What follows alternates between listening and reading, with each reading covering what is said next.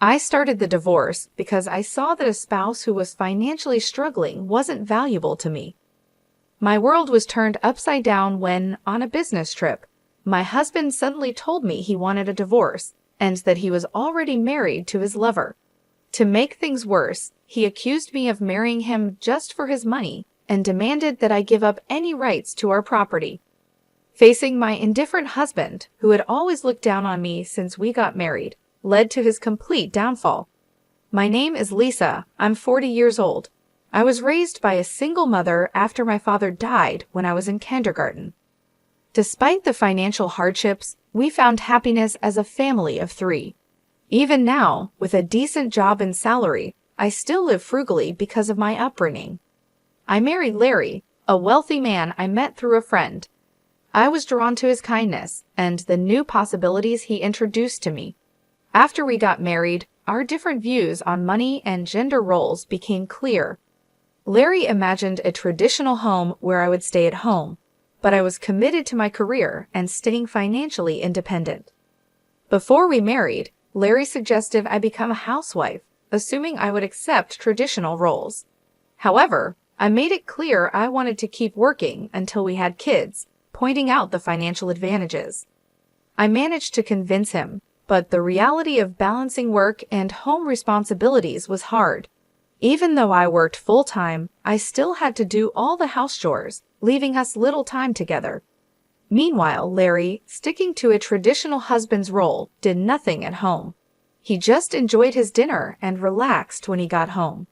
Trying to balance work and home life strained our relationship and made me wonder if this was really what marriage was supposed to be like. I was afraid to tell Larry how unhappy I was because I thought he might make me quit my job, even though he didn't help at home. I hoped that having children might improve our relationship, but we were becoming more distant, making me doubt we could start a family. Feeling it was urgent to talk about this, I approached Larry. "Hey, we should think about having kids, right?" I said. "Kids? You're pretty energetic for someone tired from work and chores," he replied. "It's not about that. I want to have children. We haven't been married long, but I'm already over 32. Women can only have children for a certain time, and it's getting harder for me to conceive as I get older. It's almost too late. But we don't need kids. If we have one, you'll expect me to help, right? You know I'm busy with work and won't help with raising children. Isn't it strange to say you won't help with child rearing even before they're born? I plan to raise them alone, but shouldn't you at least want to help? It's your child too. Child rearing is your job. I'm working to support the family, so I definitely won't help with the kids. You'll just complain that I don't help, making me the bad guy. You must have been taught to be poor and have lots of kids since you were born. We're not poor. We don't need kids. End of discussion." Larry abruptly ended the conversation and went to his room. Alone in the living room, I broke down in tears. My desire for children was not only rejected, but he also mocked my upbringing. After this, our relationship got worse quickly. We barely talked, and the hope of having children faded as I continued to balance work and home duties. Taking on significant projects at work, I found myself growing more distant from Larry. One day, as I told him about an upcoming business trip, his unexpected kindness caught me off guard. He wished me well and hinted at a big surprise when I returned. Despite having given up on him, his smile made me hope. But my hope was crushed when I came back. The front door wouldn't open. Larry had changed the locks. His first surprise was announcing our divorce. He claimed to have faked my signature and filed the papers with a friend as a witness. Inside, he handed me a document to sign, giving up my rights to any property division and protesting the false accusations. I insisted that we both give up our rights to any property, and I wanted this to be a public agreement. Larry stubbornly argued and revised the document on his computer, leading to a tense argument as I left the house. He kept mocking me for being poor and even thought about throwing out my things. A few days later, Larry called me in a panic. "What did you do?" he asked. "I haven't done anything.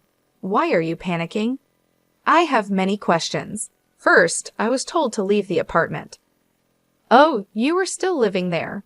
That's not allowed. It's a new month. You're trespassing. Trespassing? But it's my house. Are you okay? Did you forget it was a company apartment I rented? I was the leaseholder, so naturally, you can't live there anymore. That's ridiculous. How could you do this? I can't believe you didn't know. I'm not the one who should be accused here. Didn't I tell you that you can't just change the locks of a rental apartment? It's my house. I can change the locks if I want. Didn't you listen? It was my lease. And even if you were the leaseholder, the owner is the apartment manager. You can't change the locks without telling them. Is that so? Also, I ended the lease while you changed the locks. I was allowed to live there until this month. I was planning to return, but now you've unlawfully altered someone else's property, which could be criminal damage. Wait, why did you end it so early? Criminal damage? Is that why the police are at the front door now? I'm too scared to open it. Don't worry, it's probably not for trespassing or criminal damage. It's better to talk to them. Why do I know about the police?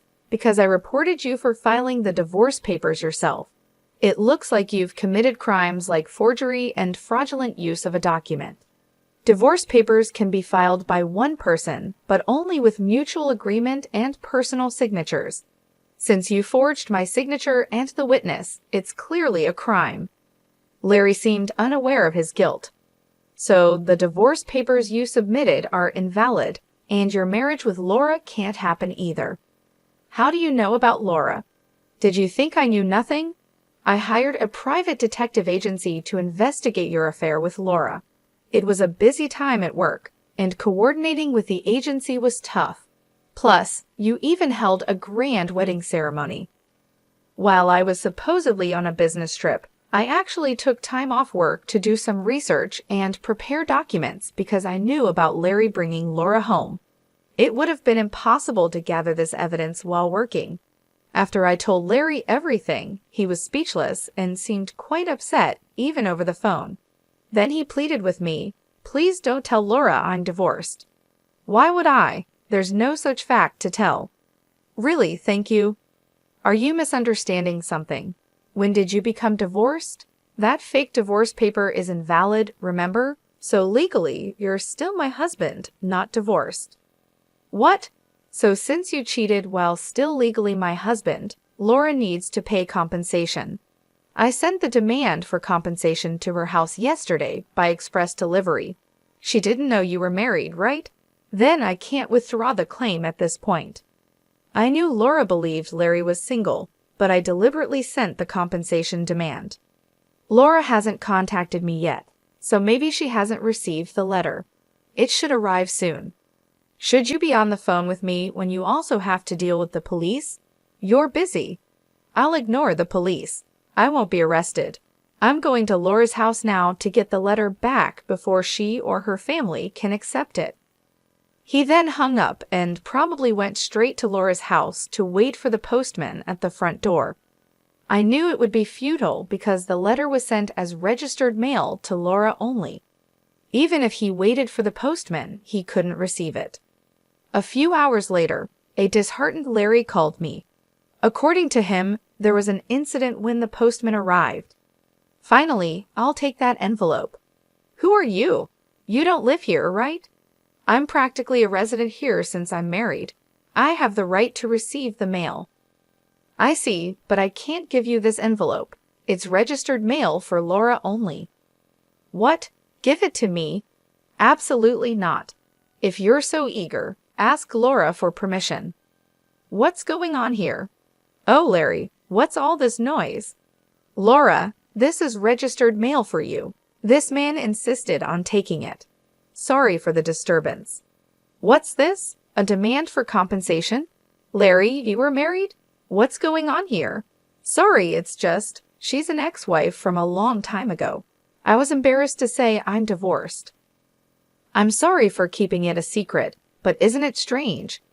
We haven't been dating long, and suddenly there's a demand for compensation. If you were divorced before we started dating, there shouldn't be any problem, right? Well, my ex-wife is crazy. Maybe she's demanding compensation out of spite because I got married. That was the excuse he gave, but his lie was soon exposed. The envelope included a letter I wrote along with my contact information, so Laura called me directly. During that call, I told her about the affair, the invalid divorce, and that they had a wedding ceremony while he was still married to me. Although they had a wedding ceremony, they hadn't submitted the marriage registration yet. Larry wanted to submit it on April Fool's Day, so it was still pending. He probably delayed submitting the marriage registration because he was unsure whether the divorce was finalized. After being exposed, Larry left Laura's house and shamelessly contacted me again. I still had something to tell him, so we agreed to meet at a nearby cafe. As soon as I arrived, Larry said, "Lisa, please withdraw the compensation claim. Let's pretend we've been separated for a long time and officially divorced now. I can apologize to Laura for being secretly divorced and maybe cover it up. Do you think I'm desperate to stay married to you? I was going to file for divorce anyway, but since you cheated, you'll pay compensation." "Just trying to extort money from me, huh? Typical of the poor. You have such a poor heart," he said. "You're talking nonsense. Depending on my answer, everything can change. There's still an option where we don't divorce if I say no. You can't reject it, meaning you can't marry Laura and your marital status will be exposed." "Fine, I'll pay the compensation. Just divorce me now. Sign here." Then, about property division. "Property division? How much more do you want to take from me? Compensation should be enough. Remember we agreed to waive property division, right? So let's make it official." "All right, you're not as bad as I thought. Thank you." We then went to a public notary, made a public document for compensation and property division, and then to the city hall to submit the divorce papers, finalizing our divorce. Relieved, I exchanged final words with Larry. "Glad we don't have to divide property." "What are you saying? I'm the one who benefits from that. By the way, do you even have assets after paying me compensation?" "Laura will also claim damages. She mentioned charging you for the wedding expenses." "That's impossible. I'm marrying Laura. She can't claim that we're divorced now, so there should be no problem." "Still living in a fantasy, huh? You committed marriage fraud. You had a wedding while still married. Do you think Laura still believes you?" "Marriage fraud. That's ridiculous. Laura will believe me." "Believe that if you want. I heard from Laura directly. Also, weren't the guests at your wedding paid actors? You still owe them, you know." "You know about that. I haven't paid them yet. What does it matter to you? You could have just taken property division and been better off." "That's what I wanted to tell you. Even if we had divided property, you would have benefited more." "What are you talking about, poor woman? Your family is poor and you only make $230,000 a year, right? Even if you got a raise, it would be barely $30,000. You don't have any property." "You keep calling me poor, so I thought you might be mistaken. Yes, my salary is indeed $145,000, but you know I work for a foreign company, right? It seems you have no interest in me, but I became a director of the American branch. It's not $145,000 per year, but per month. $170,000 per month, so that's an annual income of $2.5 million. You're still bad with numbers. How do you manage to keep a job? It's $2.5 million a year. $2.5 million?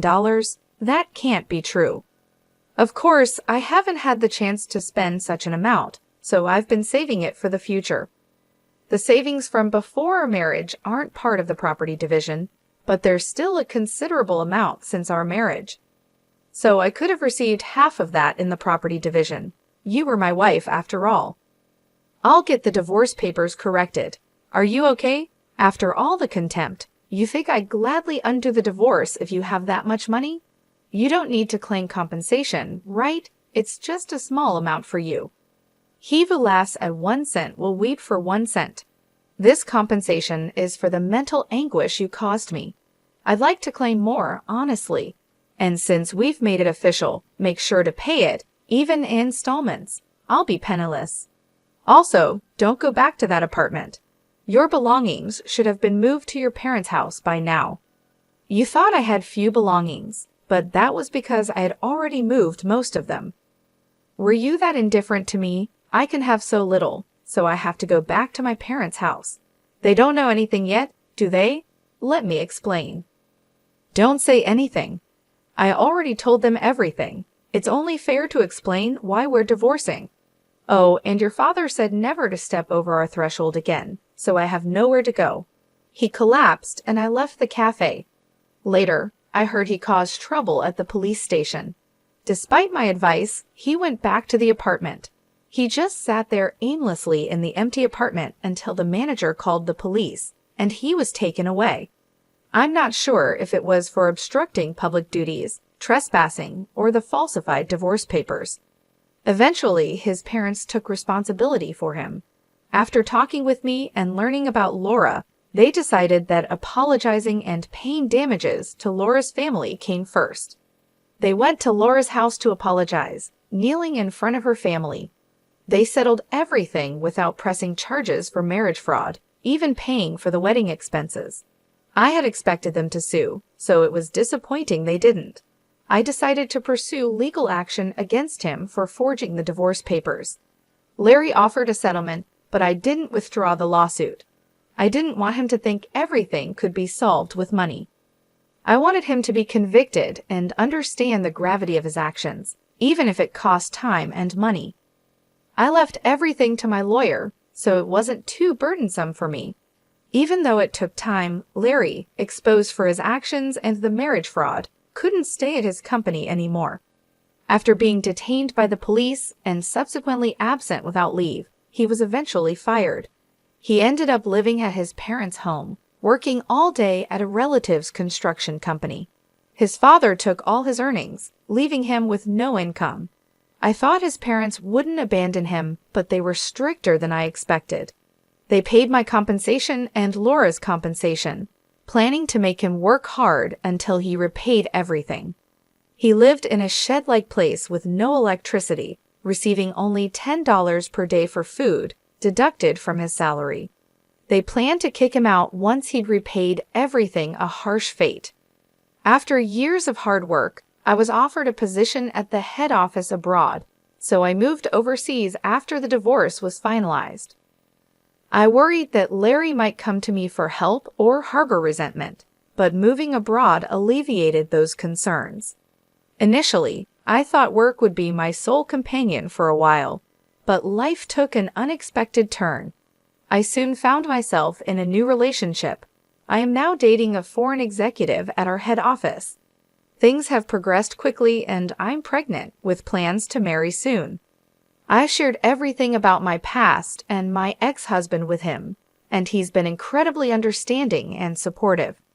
We've discussed our future together in depth. I'll be taking maternity leave soon, and we've planned for me to return to work afterward. He's enthusiastic about taking paternity leave and embracing the role of an active co-parent, which showcases a refreshing cultural perspective compared to what I experienced previously. My past experiences with my ex-husband were challenging, but now I finally feel like I'm on the path to true happiness. I am gaining confidence each day and moving closer to building the happy family I've always dreamed of. The journey here taught me a lot about resilience and the complexity of relationships. Many people endure suffering due to selfish partners, and while divorce isn't always the preferred solution, enduring in silence is certainly not a virtue. It's crucial to recognize that open and honest discussions can pave the way to meaningful resolutions. In some cases, divorce turns out to be a necessary decision for personal growth and well-being. This chapter of my life has reinforced that belief, helping me move forward with a new sense of purpose.